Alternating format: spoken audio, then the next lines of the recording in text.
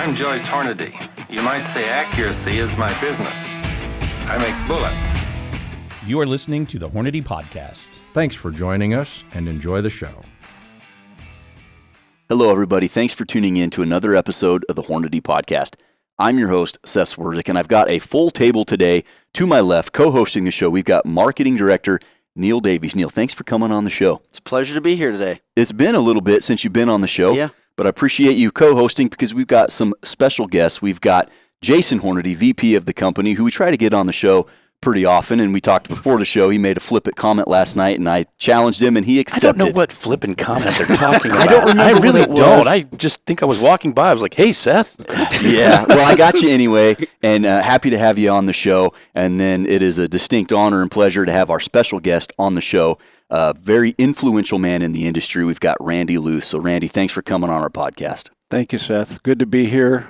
We had fun yesterday at the match, the zombie match, and look forward to hanging out with you guys today. Yeah, well, we're excited to have you. There's a lot of ground to cover, and we'll get there, and we'll march through it kind of chronologically because you've been in this industry and influential in this industry for a very long time. But let's not gloss over the fact of why you're here, and that's the Zombies in the Heartland 3-gun match.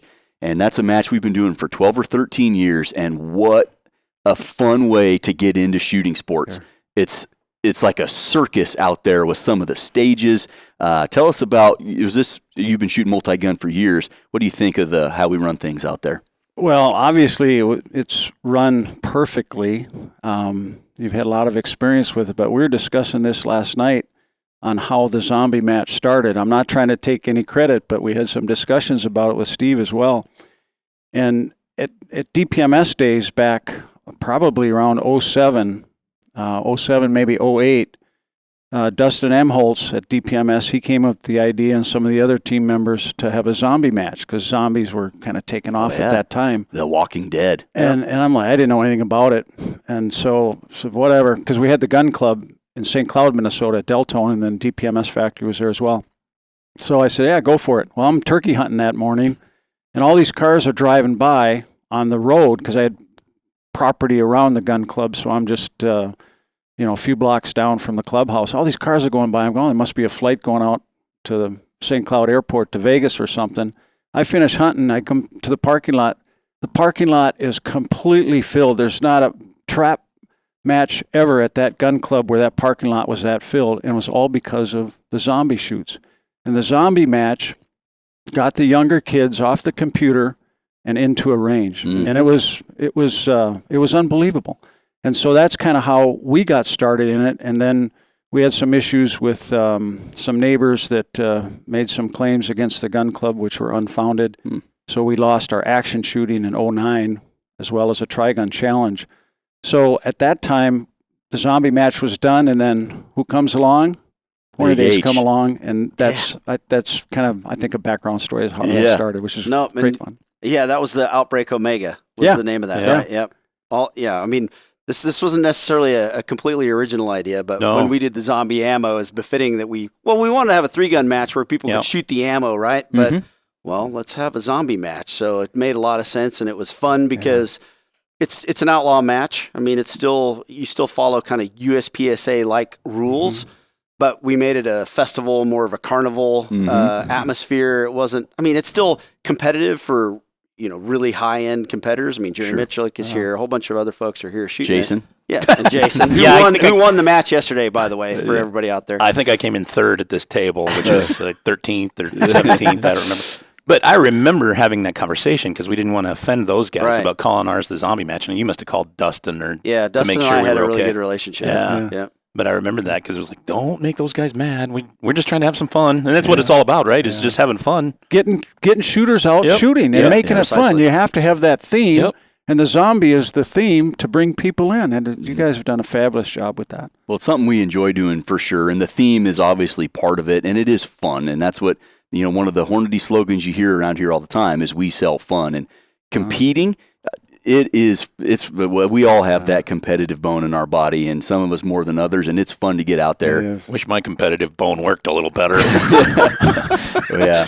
Well, appreciate you coming for the zombie shoot and your support of the zombie shoot.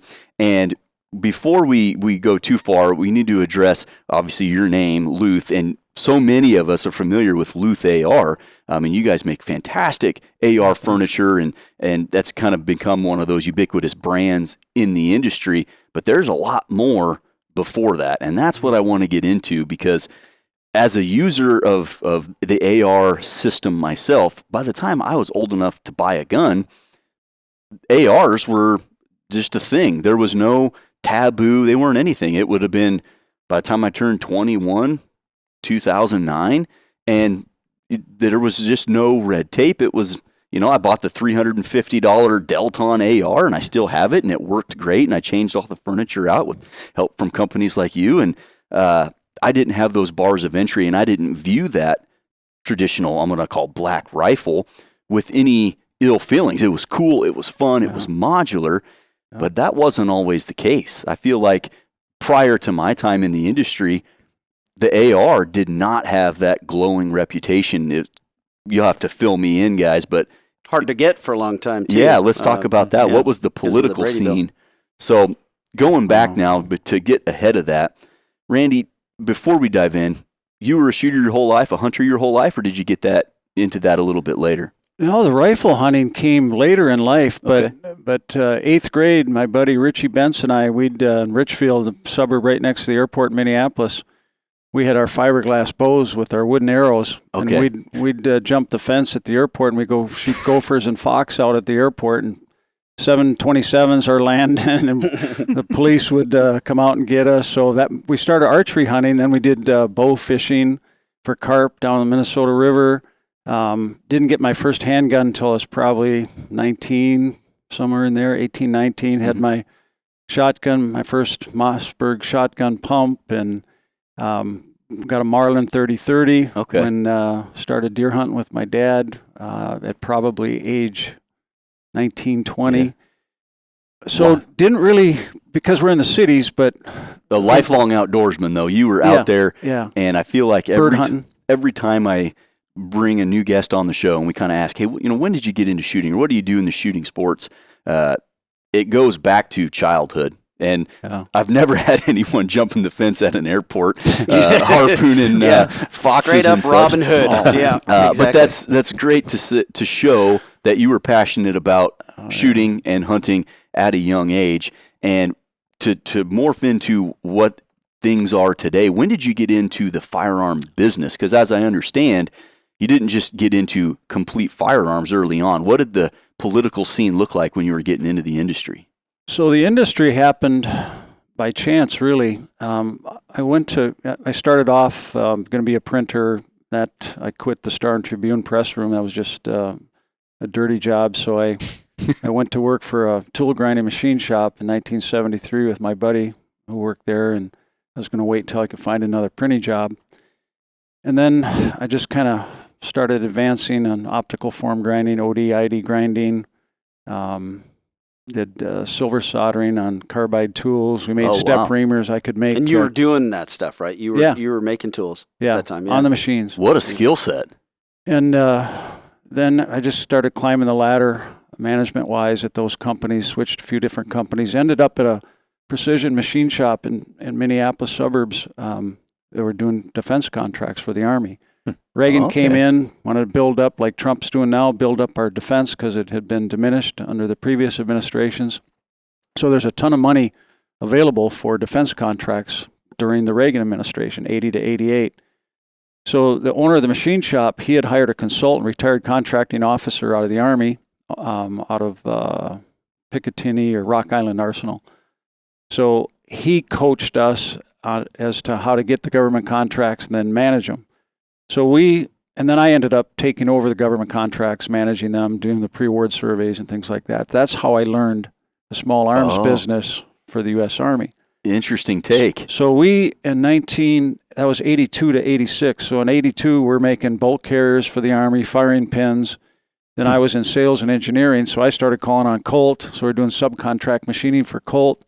FN was in the game on the upper barrel assemblies. Then we're making M203 barrel assemblies, hence the grenade launcher designs that I helped on. And was this all manufacturers in and around Minnesota, or were they all throughout the country at that point? Well, it was just us. Just They you. were making the parts. We were making the you parts, were making correct, them then. under Okay. government contract, yeah. And then I expanded that business by calling on Colt and other defense contractors so we get more. So that's how I learned about the M16, because I almost went to Vietnam. I drew number 35 in 1971. 72, I'm off to Vietnam, most likely. But then Nixon came in and abolished the draft, so I ended up not going to Vietnam with that low number. So that was my first experience with the M16. Well, now I'm intrigued by this M16 Right. in 1982, 83, and studied up on it. And then we developed a new grenade launcher assembly. The M203 was only applicable, obviously, to the M16. Mm-hmm.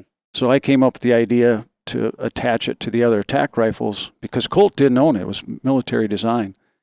So we developed some inner bars to attach the M203 to the other AK-47, the FN-FAL, HK, Beretta, AR-70, and then we hired a company, NAPCO International, to represent us marketing-wise. And so in 1985, I'm traveling around the world selling grenade launchers.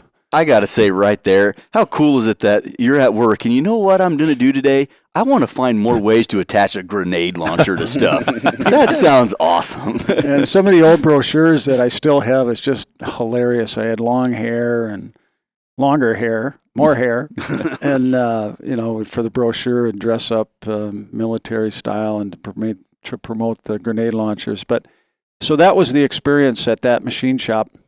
Then I quit that machine shop in February of '86, I think.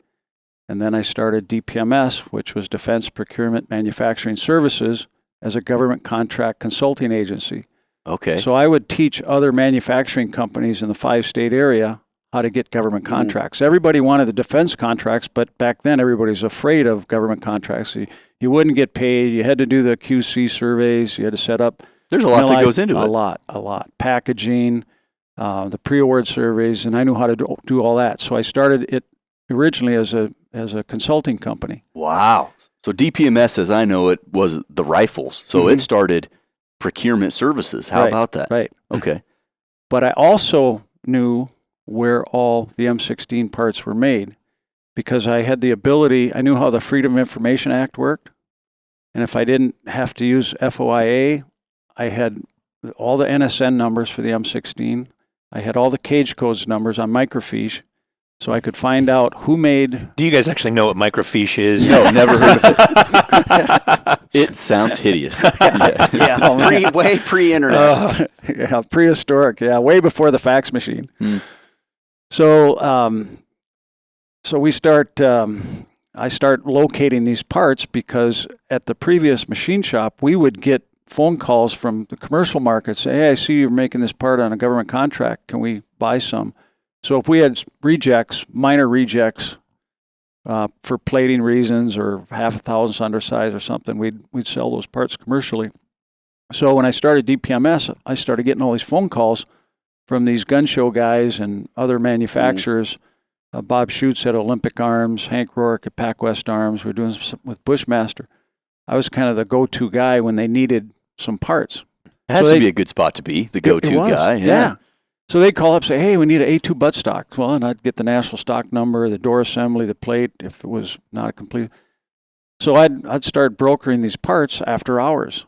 So after 86, after about 1990, I'm doing both jobs, but I'm going, this parts business is a little more profitable. It's less BS with the government. Great. And I'm going to phase out of consulting. So that was around 91. Okay. I started backing away because we had more and more parts. I was buying upper receivers from a manufacturer down in DeLand, Florida. Carl Lewis, we were doing some things together back then as well because he was doing government contracts. We'd always compete on same parts between the machine shop that I worked at.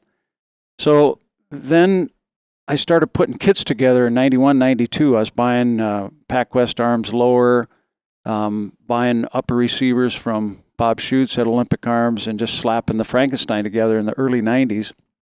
And then I found out that Essential Arms in Louisiana, he was making the investment cast lower receiver, not a forged investment cast, which is inferior to a forging, but it still worked. Right. And so I bought his company in April of 93, which gave us the lower receiver, got our manufacturing license in 92, I think. And so now we changed the tooling. Ironically, those investment castings for Essential Arms in 1992 and 93 were made in Prescott, Arizona at the Ruger plant. Really? The same time they were making the big Bertha Callaway titanium deal, right? So we switched ownership to the tooling. Well, now that was risky because Clinton was talking about the assault weapons ban, in 92, 93, and before the Brady bill and all that. So I bought this company. I bought all the tooling, not the name, just bought the tooling, and had a lot of just drill jig fixtures. Nothing was done by him on the CNC, so we moved all that tooling up to Minnesota. So we're drilling the cross holes, and we didn't have to broach it out. So that gave us the lower receiver. So we launched really our official Singletary bona fide DPMS rifle in 93 with all of our own names on it. So 1993, you launched your first rifle. You guys, what was your thought of the AR-15 rifle in 1993? Because I would have been 5 years old. I didn't know they existed. But I got one in not too long after that in college, but I had to get a pre-ban lower, so the serial number had to be right. Okay. You had to play that little game because you couldn't buy one later. I don't know what I didn't understand all the rules then. I still didn't then, but the guy that I bought it from was a dealer, and you had to buy a pre-ban, and I think I had a Colt or something like that. But okay. DPMS all over Shotgun News back in the day, selling parts, selling. And I mean, it wasn't mainstream. I was going to say, now we understand it as, all these parts are interchangeable and, you can kind of make everything work. But I'm guessing there wasn't a ton of sporting use in 1993 yet. There was, it just wasn't, they weren't ubiquitous. It wasn't prolific, Really? I mean, it was, if you had a friend who had one or somebody had one, it was like, ooh, I mean, oh, wow. The thing that is interesting that he hasn't quite gotten to yet is in 1993, which is when I happened to start my career fresh out of college and started SHOT Shows and as a rep, was a really interesting time because the part he's about to get to is when the Clinton gun ban and all that, the Brady bill and all that stuff set in. So it had to be a very stressful time. You have just now bought a company in 93 and 94, business is going through the roof. And then in 95 and 96, the government tries to put you out of business. Yeah. The assault weapons ban passed in September of 94. So good point, Jason.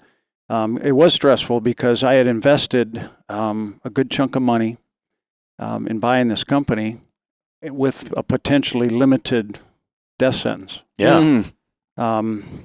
But backing up, another good point is before that, I started doing gun shows in Minneapolis, St. Paul in 1991. I did my first gun show at the Armory in St. Paul.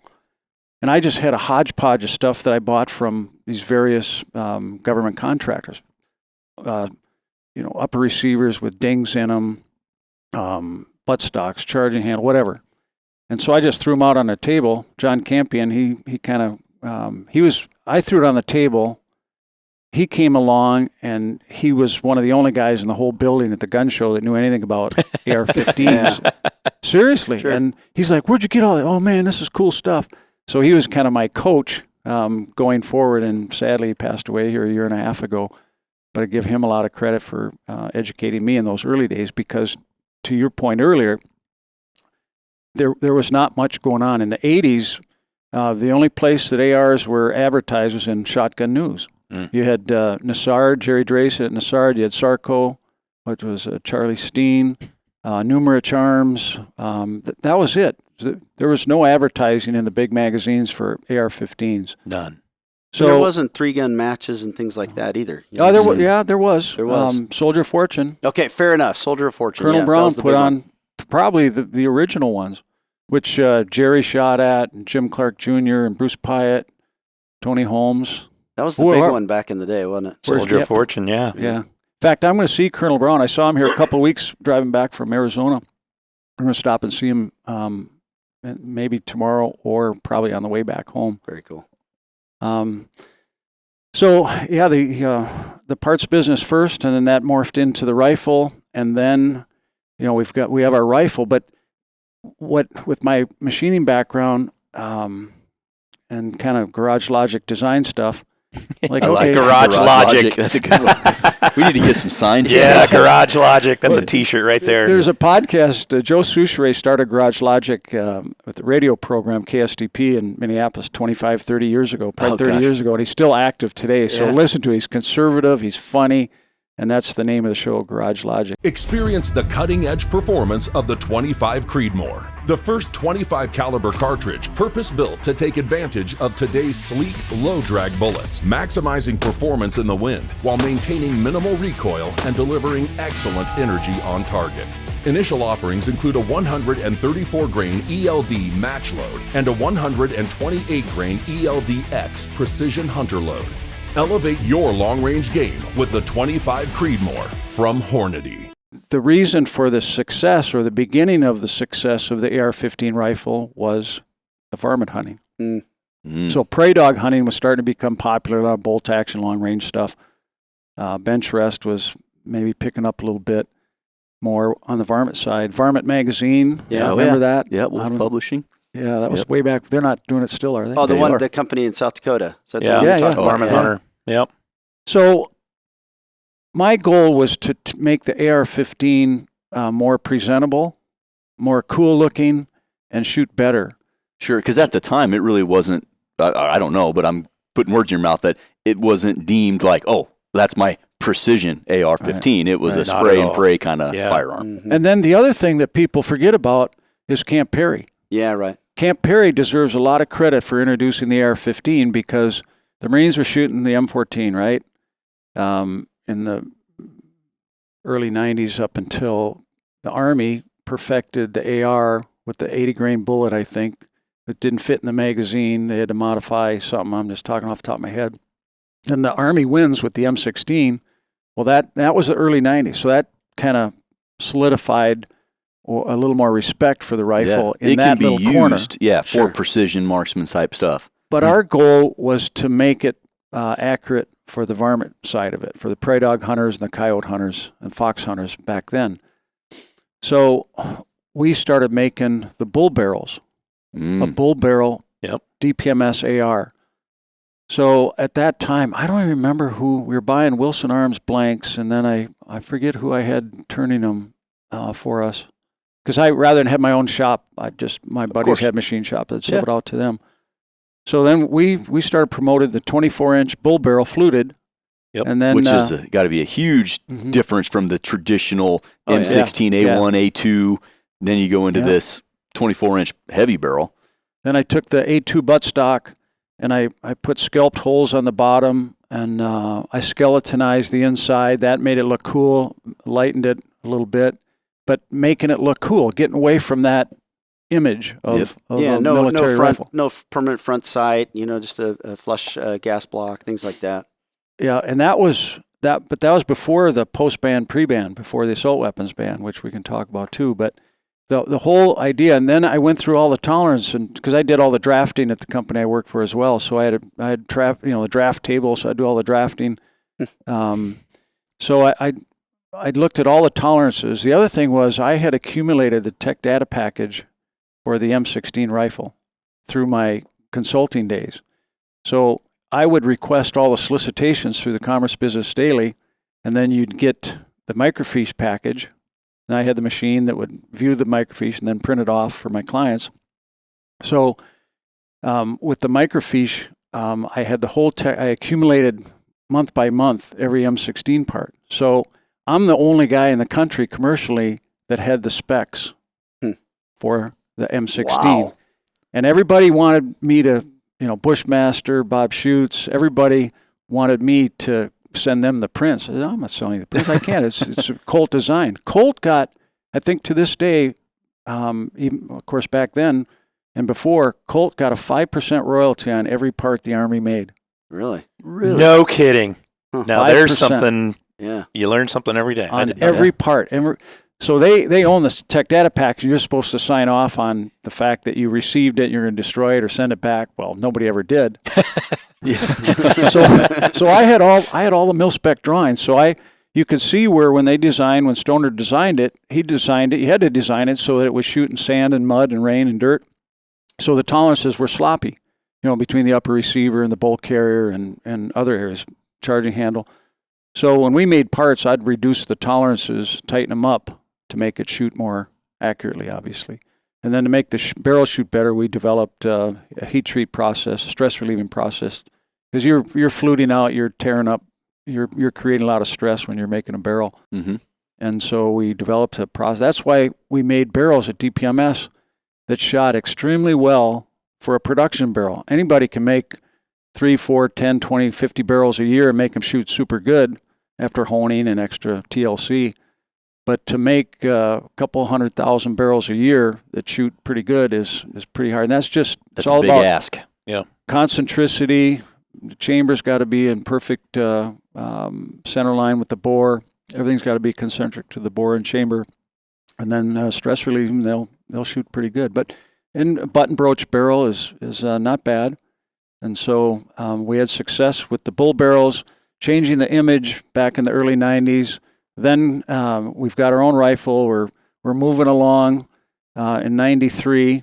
In 1993, those investment cast lowers that we had, we were selling those dealer for $69.95, which is, you couldn't buy a lower back then. Right. Was unheard of. Nobody thought about it. Carl Lewis, he had Eagle Arms on the side.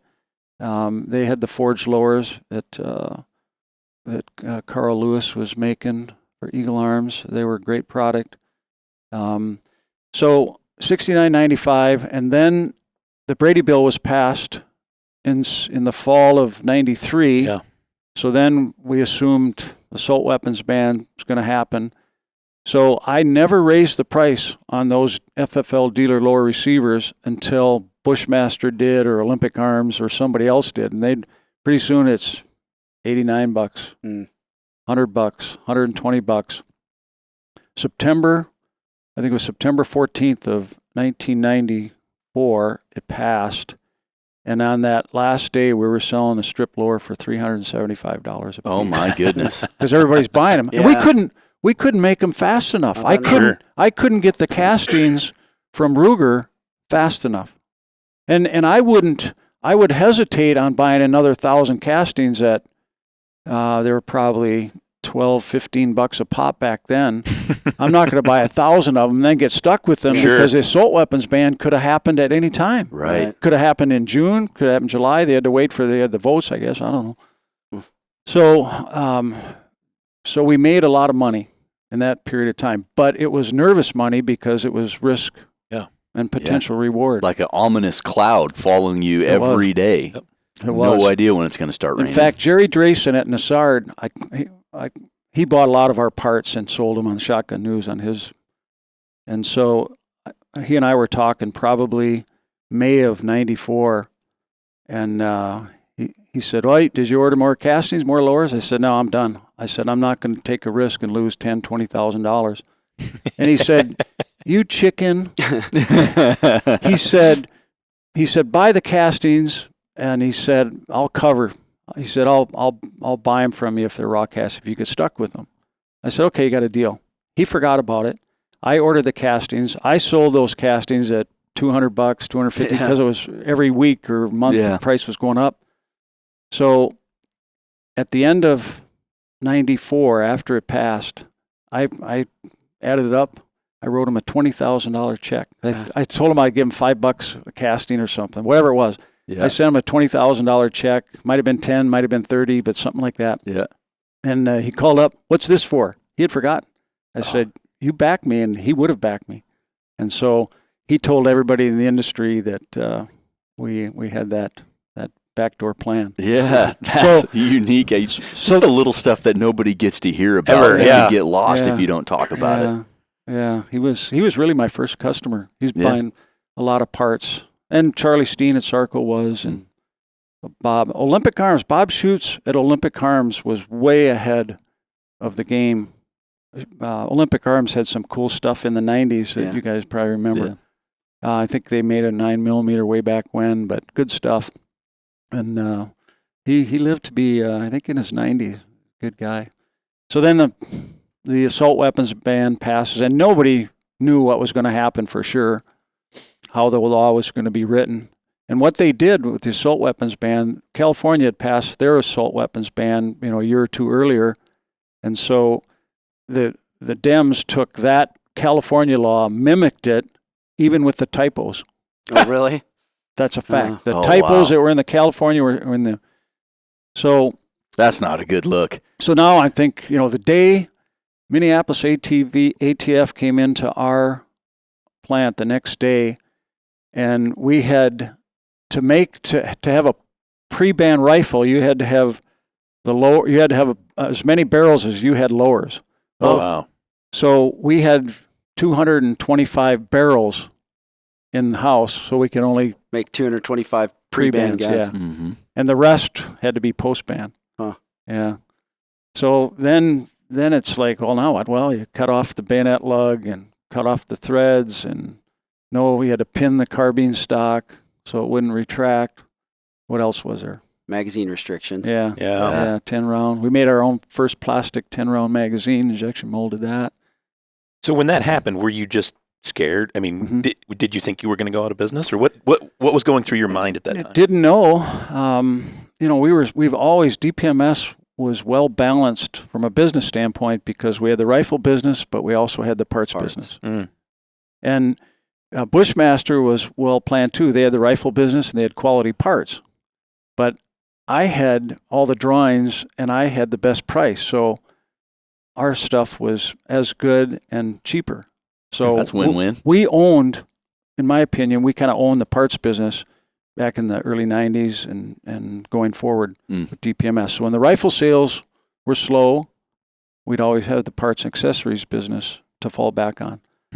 So then it all sorted out, what we could do. And so, but people didn't want a post-ban.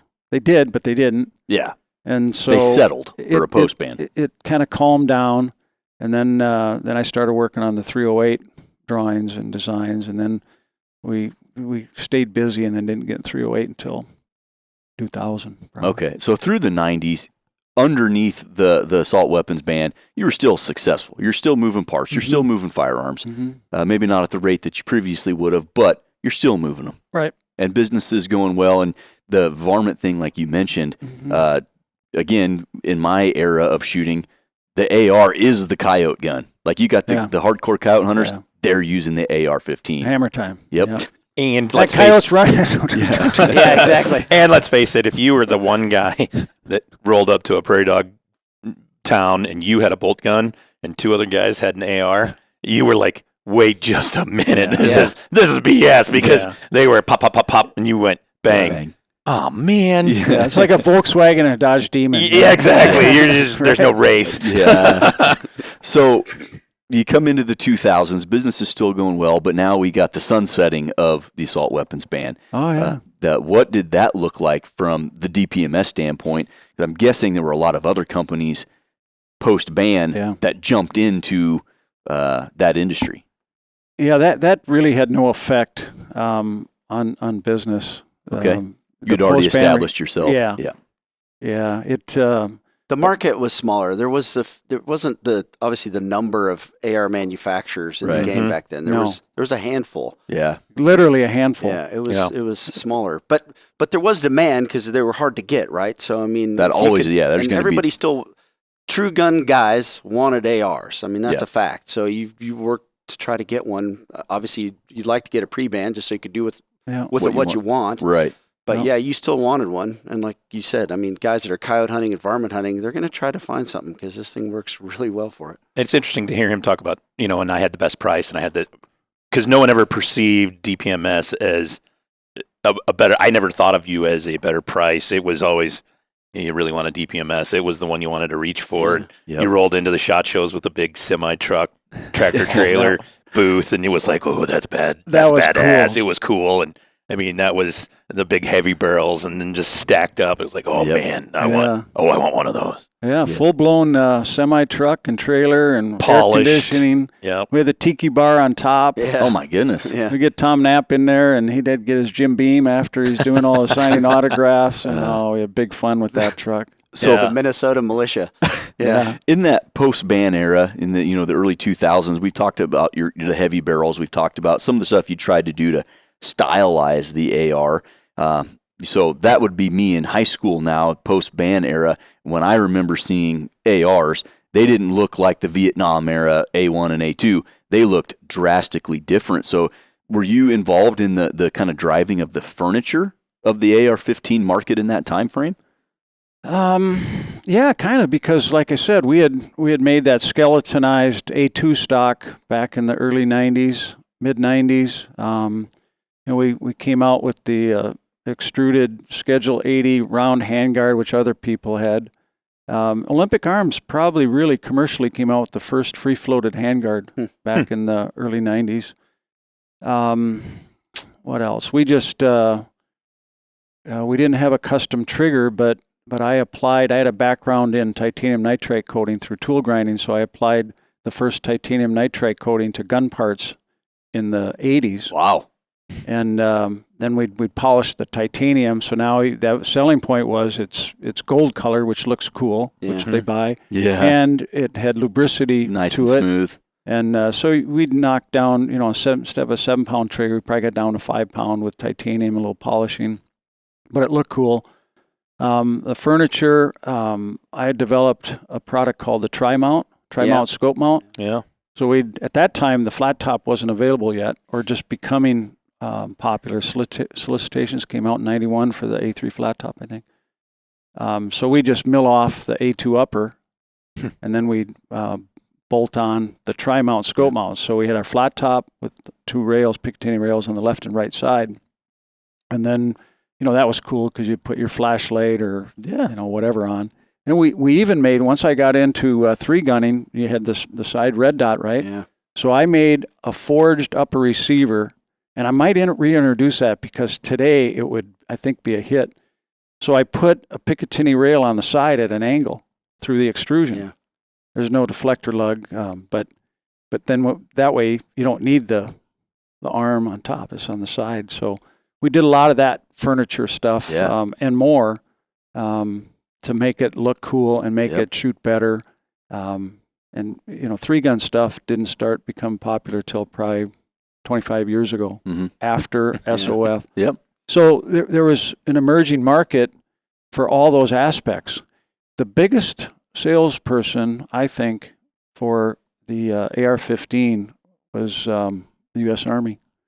When all these kids went over to fight for us in Iraq and Afghanistan, they had no idea what an AR-15 was or an M16 was. Yep. Some did, but very few.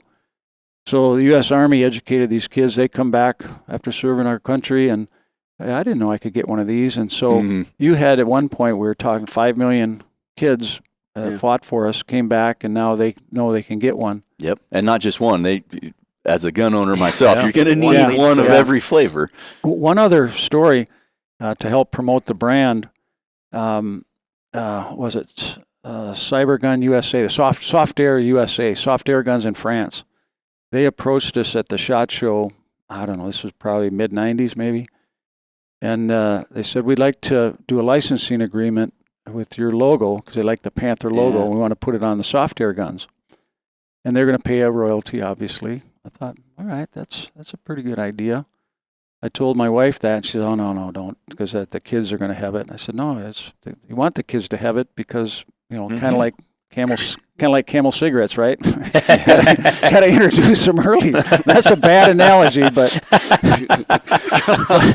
the logic was you get these 12, 13-year-old kids who are shooting safely under parent supervision. You're shooting a DPMS, little kitty cat, and the M4 version, and it worked because I had our friends' kids around the United States say, "Hey, Uncle Randy's gun, I saw it at the at the Big Five or Target, not Target, but whatever, Big Five or whatever. Kmart. Yeah. So that was a great marketing. It worked because now the kid turns 18, and I'm going to get that DPMS one that I had with the air gun. It's the real deal. Yeah, yeah. So that was a pretty good marketing idea there. The high-speed 3-in-1 power case trimmer keeps up with your need for speed. Trimming, chamfering, and deburring 25 cases a minute. Built to handle a rush without compromising on precision. The ultimate tool for high-volume loaders. Set trim length quickly with macro adjustments and fine-tune with the Click Adjust micro dial. The high-speed 3-in-1 power case trimmer from Hornady. So now we're post-ban. Obviously, the aesthetics of the AR platform has changed. You're in the AR-15 and AR-10 market, and that's been kind of a fascinating history, Randy. I appreciate you sharing all of that.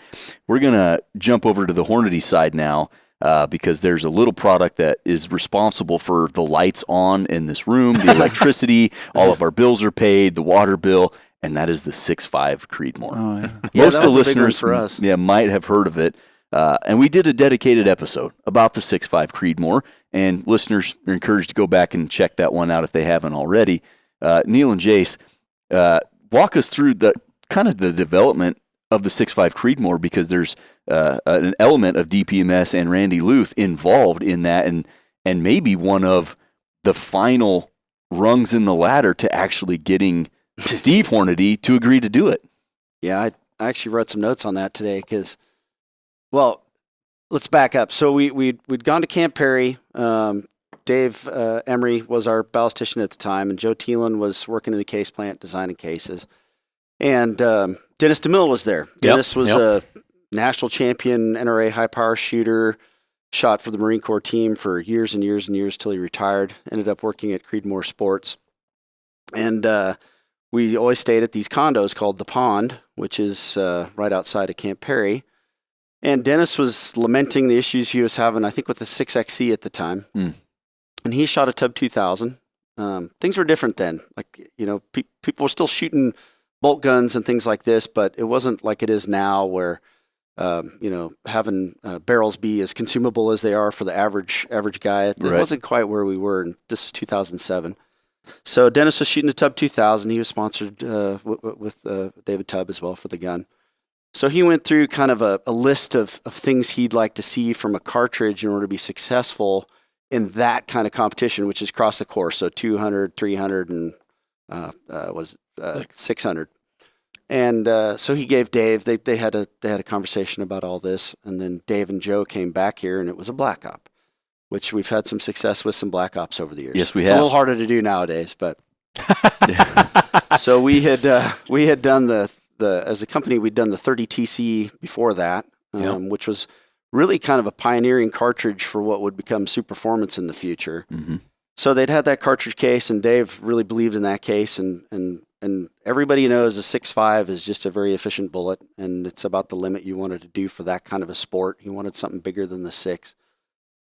So they played around with that and ended up creating what would become the 6.5 Creedmoor, which almost became the 6.5 TC. 6.5 TC based on the cartridge case. Should have seen them when they came down the hall, and they were like, "We want to call it the 6.5 Creedmoor." And I'm like, "Guys, we got this deal with Thompson Center. It's a 6.5 TC. How do we not call it a 6.5 TC?" And the hangdog looks I got out of everybody was, "We can't call it that." And that is right when Greg Ritz sold that to Smith & Wesson. And I was like, well, you know what? I guess we're out of that deal. Whatever, guys. Call it, really I don't know what the hell Creedmoor means, but whatever. Nobody does, but it's provocative. But yeah, I mean, it was obviously an homage to Dennis's relationship, right? Sure. Working at Creedmoor. Plus, you have the Creedmoor ranges. I was going to say that's the historic long range facility. Yep. So that was why, and it was really the first time we'd introduced a cartridge without some gun manufacturer's name or something else like this, right? Like or the inventor necessarily. 204 Ruger, for example, like that we had a gun partner and their name in the cartridge. The Marlin cartridges. Yep. So this was 2007. 2007. No gun company involved. Well, yeah. So obviously we knew that there's one guy out there, Dennis DeMille, who's going to chamber a Tub 2000 in it. But I was like, oh man. So he said, "Hey, you guys got to go down there and sell it to Dad." I'm like, okay. Corner office. I got on the phone with Dustin M. Holz, who worked at DPMS at the time. Really great friend of mine. And I said, hey, man, we're thinking about doing this cartridge. I mean, they were doing 243s and a bunch of other cartridges on their 308 platform at the time. I said, we're thinking about doing this cartridge. Would you guys have interest in doing it? And I took a second or two. Yeah, we'll do it. Like, wow. Oh, thank God. So I put that in my hip pocket, right? So now I got a major manufacturer that's going to chamber this thing for us, and went down to Steve's office, and Dave and I sat in there, and it was a nervous moment because I'd never tried to pitch the big boss on a cartridge before in my life. And Dave, God bless him, who is a great ballistician and a fantastic designer, but is a big chicken. Yeah. So I had to do he would wuss out like you wouldn't believe on some stuff. Dave, we love you. We love you, Dave. Yeah. But I had to do all the talking because Dave was ready to just take the loss. And I'm like, okay, well, we've come this far. So we went in there and talked to Steve about it. And oddly enough, Steve, he never said yes. He never said no. He just said, all right. And Dave and I kind of looked at each other and we left. And then the 6.5 Creedmoor came to be without an official yes. So, yeah, and we're laughing since then. But DPMS was a big part of that. And that was also when the AR-10 platform was starting to come on strong, and there was a lot of adaptations, and there was a kind of a renaissance for the AR after the Brady Bill set, and you had all these innovative companies that were working to create new products, and then they were driving one another. DPMS is coming out with something new, and then you had other guys get in the game. And well, but the other thing too is, circling back to DPMS, they were the first ones that did non-308 cartridges in AR-10 platforms, and that was a whole other thing. It was like, ooh, that's cool, and that's why you called. He's interested in the hunting market. He's interested in hunting, and he said that's why you could call and say, hey, would you guys do this in the 6.5 Creedmoor? And once the 6.5 Creedmoor, the joke around here is it was the newest old cartridge in 2016 on the planet, because it was we're talking 2007. 10 years. Yeah. And I remember our director of sales yelling at me in 2008 or 9, we invented this cartridge. Why can't we make enough to at least cover our back orders? And at the time, it just kind of trundled along, and then, I mean, then it snowballed, and it just kept snowballing. But yeah, it was guys like DPMS that helped get us going. And we had the first 6.5 Creedmoor. I remember you were the first. When it came out in 07. It didn't do much for us. It may have for you guys, because we didn't know for sure, but it just didn't catch on like other stuff did. And then one day, the sports started to evolve. You know, the sports started to evolve. People are using ARs, they're using bolt guns. There's now kind of 2-gun matches, or there'd be, quote unquote sniper matches where a guy's going to use an AR, a bolt gun or something, and then they'd have some pistol stuff in there as well. And as those matches started to take off and people started shooting more of this long range type stuff, then it started to catch fire, quite frankly. Yeah, but it was fun to watch, because I say this to you guys all the time. I'm still the 15-year-old kid that looks at the industry from the outside sometimes. To have been there as a fly on the wall for some of these things is pretty fascinating, It grows fast. It really does. So you guys were instrumental in at least getting a gun manufacturer to chamber the 6.5 Creedmoor, and that obviously took the pressure off a little bit. The cartridge didn't, blow up for you guys as rifle sales, and it really didn't blow up for us on ammo sales for a while, but eventually it did. And within that time frame, DPMS kind of changed a little bit with the sell to Remington. Yeah, well, there was a lot between, that was December of 07, but between 2000 and 07, we talked about the military helping grow the marketplace. Camp Perry sure did. I mean, it brought some recognition. So it was a slow evolution from a negative to a positive that a lot of people wouldn't realize. I mean, there was issues that I've told the story many times. NRA conventions in the late 90s, NRA members walked by and give me the finger because we had an AR-15. That's a fact. Wow. Boy, has that landscape changed. Yeah. Wow. So that's not that long ago, 25 years ago or so? Right. 1997, 98, somewhere in there. We've briefly talked about It's crazy, isn't it, to think about that? But it's not to me. I've seen the good, the bad, and the ugly with the AR-15. I was the evil empire for many years. Even at the SHOT Show, we briefly talked about that there was, at the SHOT Show in the 97-ish, we couldn't show carbine rifles. I couldn't have M16 parts on display and packaging. We had to have just the standard long barrel stuff. Before they had the law enforcement section, which is law enforcement military is the biggest segment really. So been through all those good, bad, and ugly times, but stayed with it because had the passion and had some innovative ideas and perseverance from the sound of it. Yeah. I mean, it's you got to fight the fight, and so between 2000 and 2007 is kind of where it just each year it started to grow bigger and bigger until in 2007 I think it was when Jim Zumbo had made some comments, which I'm sure he regrets now, talking about the fact that rifles shouldn't be applied in certain applications. And that fired up the industry because at that time, in 2007, the market had been growing, but it was still kind of a quiet market. Mm-hmm. And when that event happened, the internet lit up. And it was amazing to me to finally realize and see that many American shooters that owned an AR-15 came to fight for the AR-15 for the image. Right. And that kind of turned the tide, I think, from a negative to even more of a positive. So there's a lot happened in between there. We started in 2000. I dusted off the drawings for our 308 and I started making our prototypes in 2001. Took it on a mountain goat hunt, 308 prototype rifle, and that was a killer. We had to climb from an Endicott arm, I think it was, out of Alaska. We stayed on the boat, and we'd take a skiff to the shore, climb 3,000 feet vertical every morning. Took me 5 days. Finally shot one, came back. I remember I had happiest moment of your life was when you shot that goat. It's over. After that hunt, I'm like, why do they like this mountain goat hunt? I said, this is painful. Yeah, I get it. Wet, that devil's thorn or whatever they call it. But it was fun. So came back from that and redid the R308. Started off as kind of a target rifle, and then, of course, made the shorter barrels, deeper flutes, light as awesome. Yeah. Well, after a hunt like that, you do need some. I put the 308 on Ozempic, and we got it down.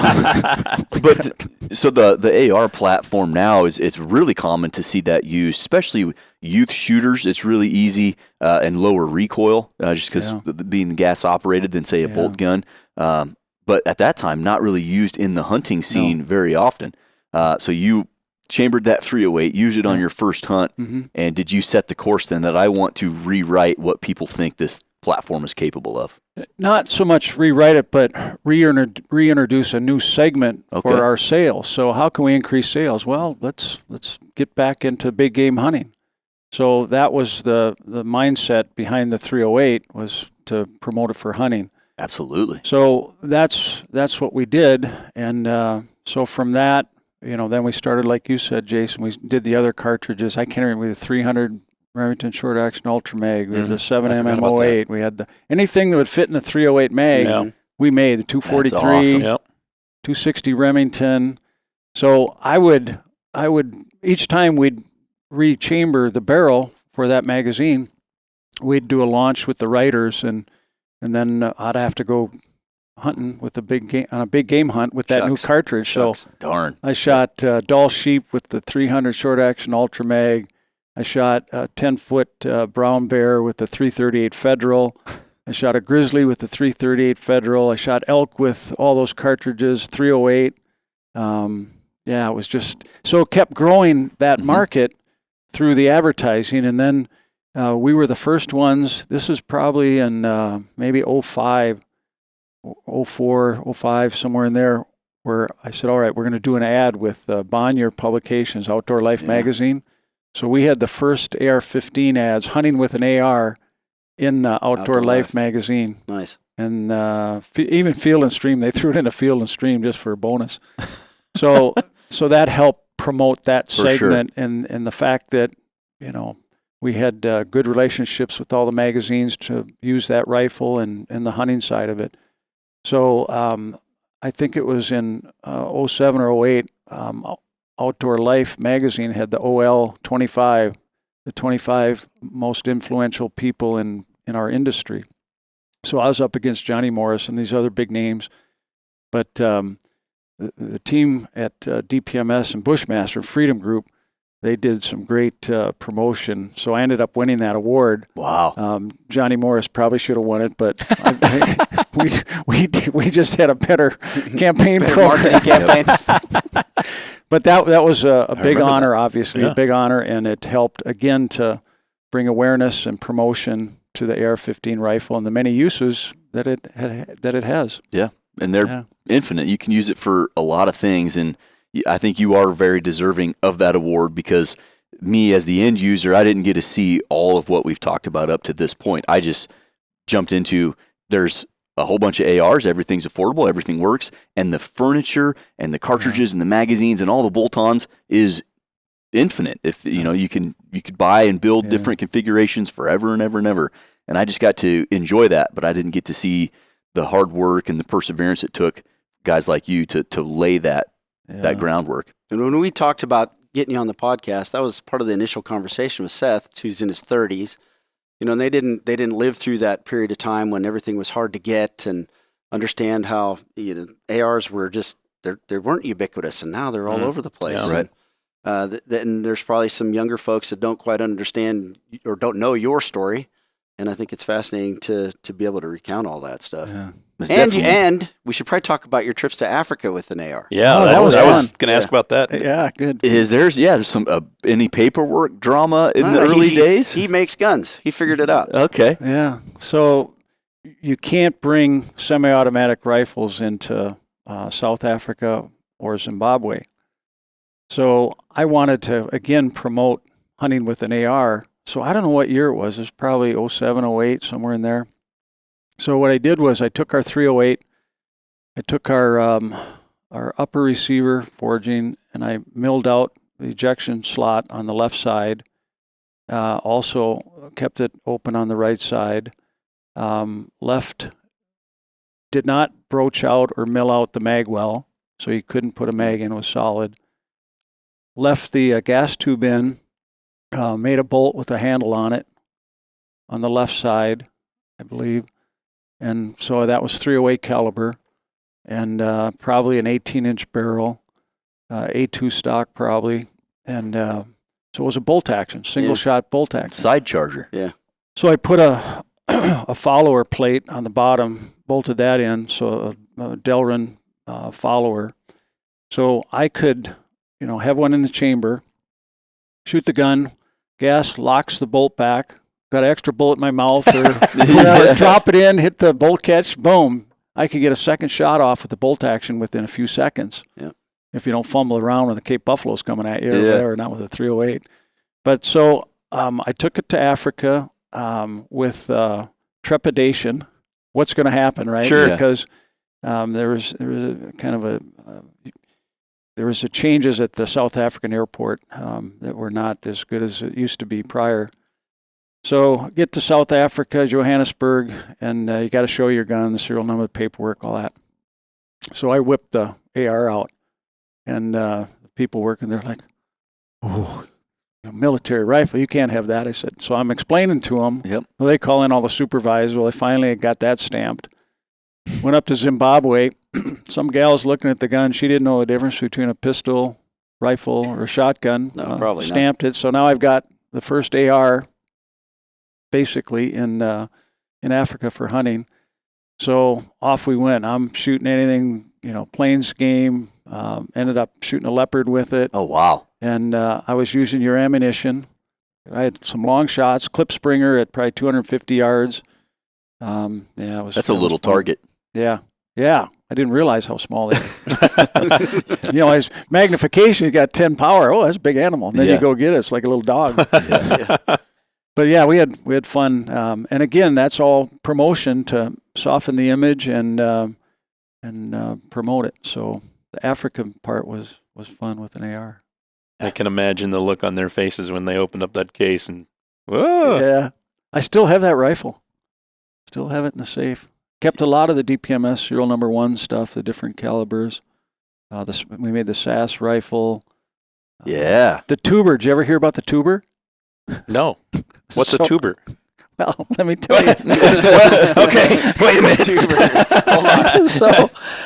So we had some M203 plastic grips, the plastic grip on the M203. I had a bunch of those that I picked up at auction. Then we had the Schedule 80 tubing for our handguards. So I got thinking about, and silencers were just starting to become more popular. So I got a larger diameter Schedule 80 tubing. I fluted that. I glued on with the 3M glue, the M203 hand grip. I put it onto our upper receiver, lower receiver. I machined a cap for the end with the barrel just sticking out like that. So the handguard was this big. Yeah. So we called it the Tuber, tuber. yeah. And I'm thinking about bringing that back because today it looks cooler today than it did 20 years ago. Sure. Probably. So we might bring the tuber back in Luth AR.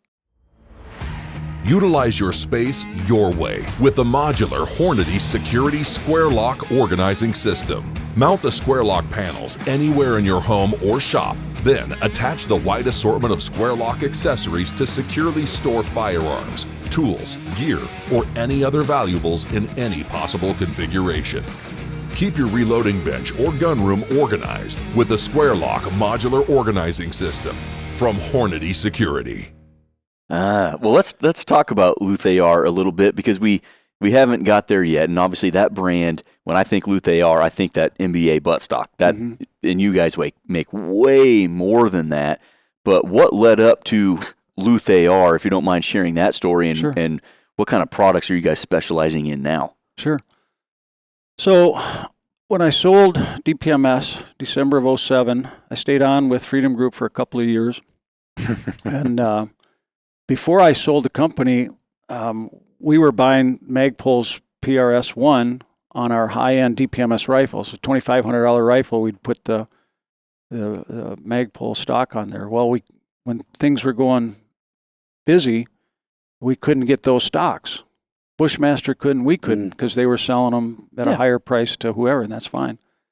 So I decided to develop our own version of a adjustable stock. So more than preliminary, almost the final designs were done. I think we had a printed model back then. I don't remember, or a secondary mold or something. And so when I sold the company, with the company went that design because they wanted to expand. Freedom Group wanted to expand Bushmaster line, DPMS line, and so I told them, "You get that design work." Well, then I stayed on for 2 years, but during that 2 years, they decided to not use the MBA-1 stock, a newer version. They decided to use the Magpul. Well, that wasn't very kind to Randy. So Kind of Randy. You've got a track record of making good products, so yeah. Yeah, well, it was, it's pride of authorship type deal, right? So I left after 2 years, and then I thought, you know what, I've got 3 more years on my no-compete. So my daughter was moving back from California to her internship out there, and I thought, I'll start another company. We'll call it Luth-AR, AR for awesome rifle. Yeah. That's great. That's fantastic. Heard it here. Yeah.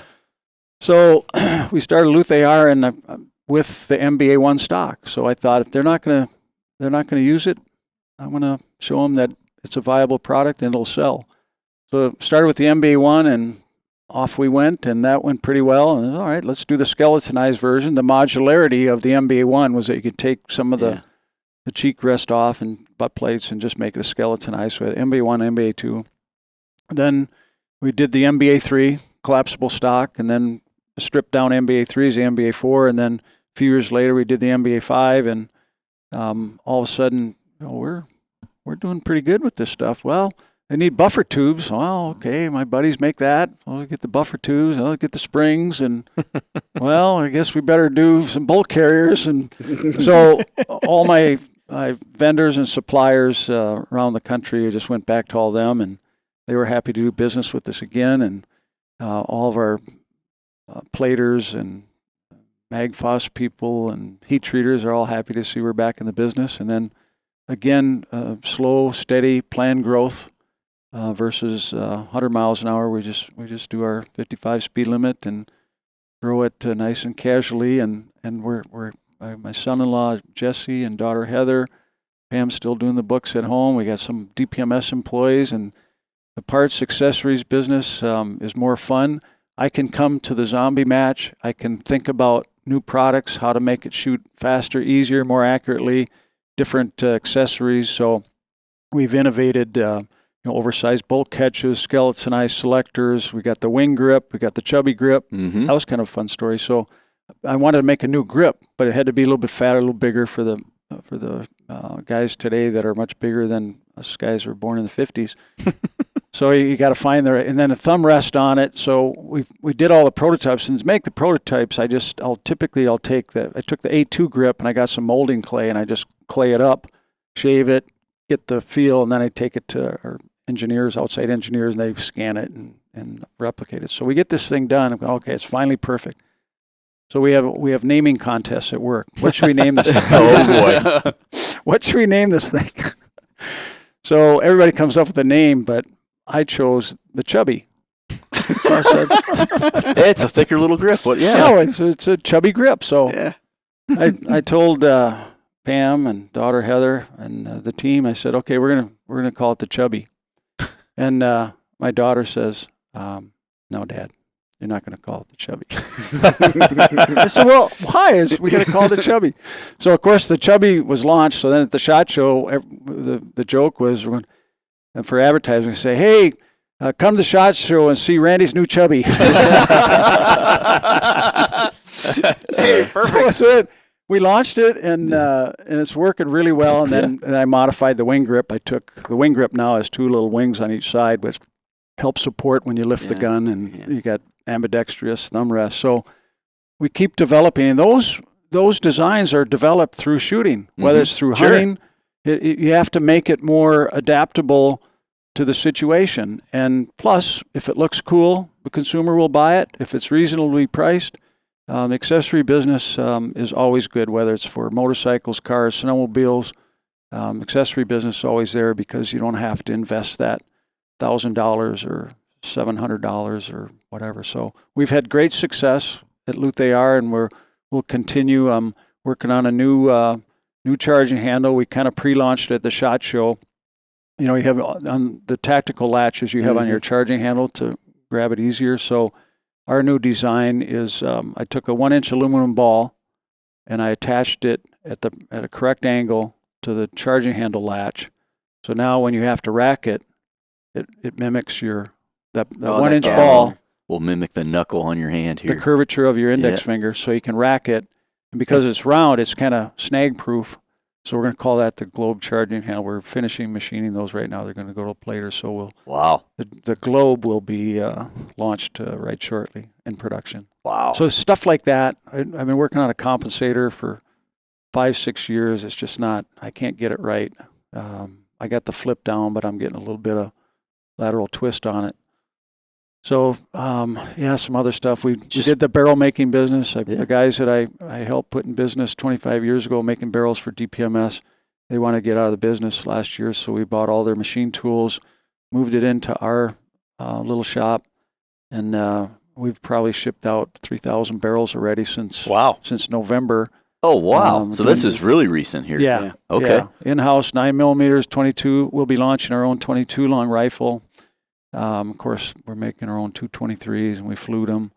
I'm going to do some deeper fluting and see how that reacts. So turnkey, it's fun. We're going to need to get and talk after the show to get some of your barrels chambered in some of our stuff, because I feel like that would be a great combination. You know, we've got the ARC series of cartridges. Mm-hmm. It's just a natural fit in the AR-15 platform, the 22, the 6, and the cool one is they're all cool, but the 338 is, as far as fun goes, man. Yeah. Well, I met with the guys at the SHOT Show. I forget who I talked to, but we talked about the 338 ARC. So I think we have the reamers coming in. Okay. So we will be making the 338 ARC soon. We might have already got the reamers, and I'll have to check with Jesse when I get back. And I think, it's interesting, all the products you've developed, but maybe some of the folks don't necessarily know that you are an enthusiast and a participant in the shooting sports and have been for a long time. I mean, you've been shooting matches since I can remember. Yeah. And it seems to drive your innovation, right? It does, yeah. Yeah. I think 9 patents. I had 9 patents, all directly related to the AR-15. During Iraq, a lot of the primers were blown out. They get stuck underneath the trigger and render the trigger frozen. So I just made a little, what do we call it, the carpet rug or something. Yeah. Little high temperature rubber that fit underneath and down in the pocket in the lower receiver, but so nothing could get trapped under the trigger. Right. And I'd patent stuff hopefully assuming that the Army would pick it up.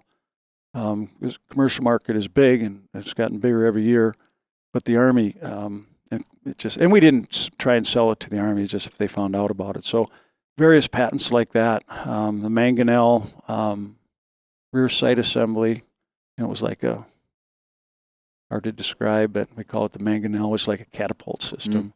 Just stuff like that. I can't remember all of them. Grenade launcher attachment, we upper receiver, grenade launcher, single shot, just various patents. So it's cool. That's nice to be able to hang your hat on that too, that you have that. And did you think in, the 80s when you were getting into just the parts business and then, creating DPMS and then getting into the rifles, that you'd be able to fast forward 40 years and you'd still be in the parts business?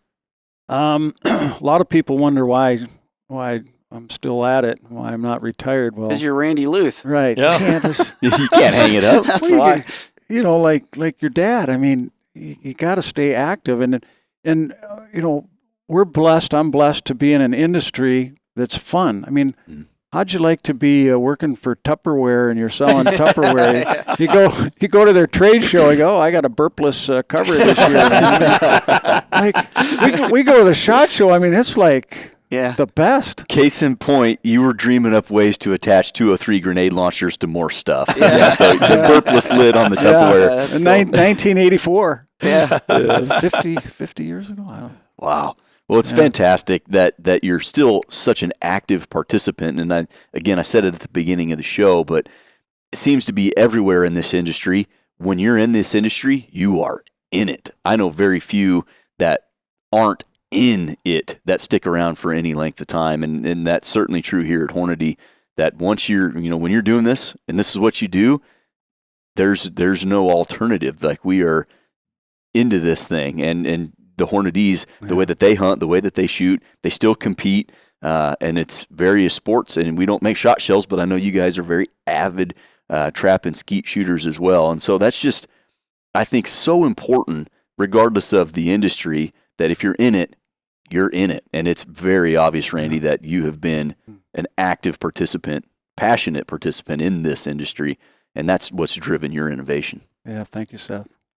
Yeah, it was kind of cool. Yesterday, I have my kid, and I'm like, okay, that's Randy Luth. He's an industry legend right there. She's like, okay, I want to go meet him. And that's the truth. That was fun. Yeah. Thank you for that. Yeah, that's the truth. It was fun talking to Abby. Yeah.